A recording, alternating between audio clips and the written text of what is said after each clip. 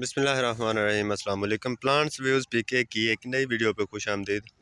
दोस्तों, गंदम की फसल है और जिस चीज़ का मैं रिव्यू करना चाह रहा हूँ वो है ऑर्गेनिक मैटर पे ये काश की हुई है।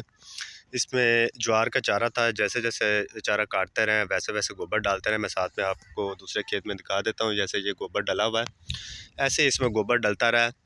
और अब फसल हो गया 47 दिन की। 26 दिन जब फसल की उम्र थी तो इससे पहला पानी लगाया गया है, जिसमें 300 लीटर वेस्ट डीकम्पोज़र और 15 किलो इसको साथ में यूरिया दी गई है। अगर गंदम को टिलिंग के एतबार से देखें तो ये देखें, ये इसके 8 शगुफ़े हैं और ये मैंने कुछ स्पेशल पौधा नहीं इसे उखाड़ा, बाहर की साइड से मैंने उखाड़ लिया। और कलर अगर आप देखें तो इसमें कोई नाइट्रोजन की कमी नहीं है और हाइट भी माशाल्लाह बहुत अच्छी है। वेस्ट डीकम्पोज़र क्या है? वेस्ट डीकम्पोज़र पे इंशाल्लाह मैं 2-3 दिन पे ज़रूर वीडियो बनाऊंगा। और वेस्ट डीकम्पोज़र से आप अपनी सेमी ऑर्गेनिक और ऑर्गेनिक खादें अपने घर पे कैसे तैयार कर सकते हैं, क्योंकि बाज़ार से खादें लेना मुमकिन नहीं रहा। बहुत ज़्यादा महंगाई को मद्देनज़र रखते हुए आप अपनी खादें और फर्टिलाइज़र घर पे तैयार कर सकते हैं। और वेस्ट कंपोज़र क्या चीज़ है, मतलब आम लोगों ने सुना भी होगा, और जो दोस्तों के पास वेस्ट डिकम्पोज़र मिलता है वो बार बार मल्टीप्लाई होने की वजह से जो उसकी अफादियत है उसमें बहुत ज़्यादा कमी आ जाती है।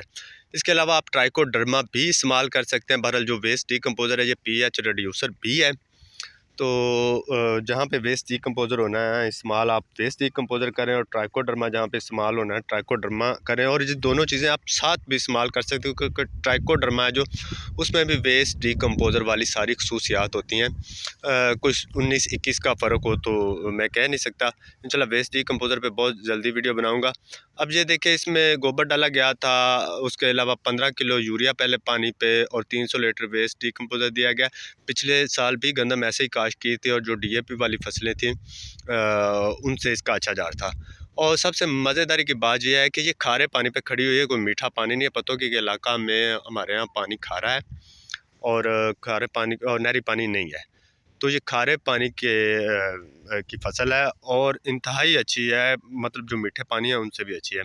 वीडियो अगर अच्छी लगी है तो लाइक ज़रूर कीजिएगा, चैनल पे न्यू है तो सब्सक्राइब भी ज़रूर कीजिएगा और बेल नोटिफिकेशन को ऑल पे कर लीजिएगा, ताकि एग्रीकल्चर से रिलेटेड जो भी वीडियोज़ आएँ उनका नोटिफिकेशन आपको सबसे पहले मिले।